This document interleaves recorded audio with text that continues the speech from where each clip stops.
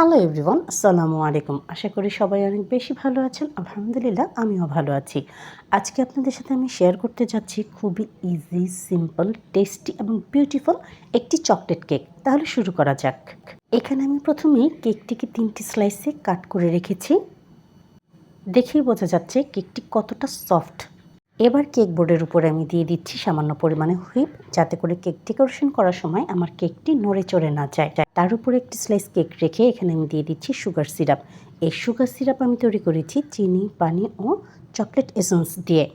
সিরাপের ফলে কেক অনেক বেশি সফট আর ময়েস্ট থাকবে। তারই উপর এবার আমি এখানে দিয়ে দিয়েছি বিট করে রাখা হুইপ। হুইপ দিয়ে খুব ধীরে ধীরে পুরো কেকটি ইভেনলি কভার করে নিতে হবে। কেকের উপর অংশটি যখন কভার করা হয়ে গেছে, আমি কেকের সাইডটি ক্লিন করে দিচ্ছি। কেকের টেস্ট আরও একটু বাড়ানোর জন্য এখানে আমি দিয়ে দিচ্ছি চকলেট গানাশ। তাতে করে কেকের টেস্ট বহু গুণে বেড়ে যায়। আপনারা চাইলে এখানে চকলেট চিপসের সাথে ইউজ করতে পারেন। Please subscribe to my channel and press the bell icon, তাহলে নোটিফিকেশনটি সবার আগে আপনার কাছেই যাবে আর ভিডিওটি সবার আগে আপনিই দেখতে পাবেন। ঠিক একই প্রসেস অ্যাপ্লাই করে এবার আমি তৈরি করে নিচ্ছি কেকের সেকেন্ড লেয়ারটি। এই সুগার সিরাপ দেওয়ার ফলে কেক অনেক বেশি সফট আর ময়েস্ট থাকে। আপনারা অবশ্যই এই স্টেপটিকে ফলো করবেন। কেক পছন্দ করে না ছোট বড় এমন কোনো মানুষ নেই, সবাই খেতে পছন্দ করে। কিন্তু বাইরে থেকে অনেক দাম দিয়ে কিনে আনার চাইতে বাসায় যদি একটু কষ্ট করে বানিয়ে নেওয়া যায়, তাহলে খরচটাও খুব কম পড়ে আর আমরা একেবারেই ফ্রেশ জিনিসগুলি পেয়ে থাকি। Please to like, comment, share more and more. তাতে করে আমি অনেক বেশি মোটিভেট হয়ে যাই, আমার ভিডিও বানানোর আগ্রহ অনেক বেশি বেড়ে যায়।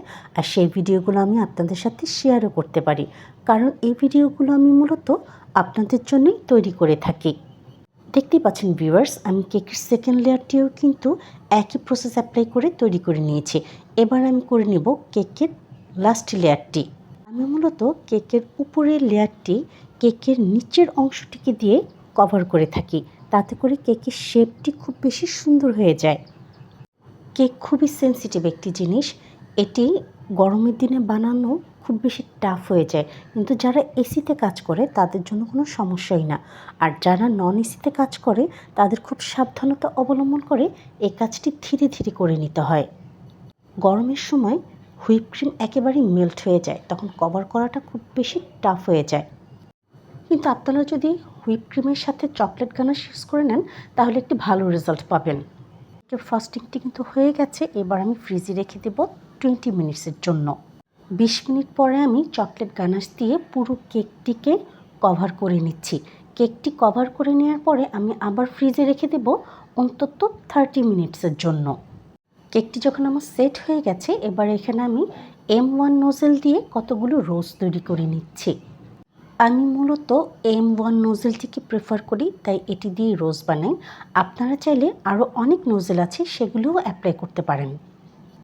আপনারা অনেকেই আছেন যারা আমার ভিডিও দেখে থাকেন কিন্তু কোনোভাবেই সাবস্ক্রাইব করে দিচ্ছেন না আমার ইউটিউব চ্যানেলটিকে। আপনাদের কাছে আমার একটি রিকোয়েস্ট থাকবে, আপনারা অবশ্যই সাবস্ক্রাইব করে দিবেন আমার ইউটিউব চ্যানেলটিকে। আর যারা পেজের থেকে দেখছেন তারা অবশ্যই ফলো করে দিবেন তিন্নাস কিচেনকে। কথা বলতে বলতে ভিউয়ার্স, এখানে আমি রেড চেরি ইউজ করেছি। তার উপরে আমি আবার বসিয়ে দিচ্ছি চকলেট টপার। এই চকলেট টপারগুলো বানানো খুবই ইজি, কিছুই করতে হয় না। চকলেট মেল্ট করে সিলিকন মোল্ডে সেট করে ফ্রিজে রেখে দিলেই জমে যায়। এবার কেকের সৌন্দর্য আরেকটু বৃদ্ধি করার জন্য আমি চকলেট টপারগুলোকে কেকের সাইডেও অ্যাড করে দিচ্ছি। আমার কেক কিন্তু অলমোস্ট হয়ে গেছে দর্শক। এবার দেখুন আপনারা এর ফাইনাল লুক। দেখতেই পাচ্ছেন দর্শক, কত কম সময়ে আর কত কম খরচে একটি চমৎকার কেক বাসায় তৈরি করা যায়। যদি আপনাদের আমার ভিডিওটি ভালো লেগে থাকে তাহলে অবশ্যই সাবস্ক্রাইব করে দিবেন আমার ইউটিউব চ্যানেলটিকে।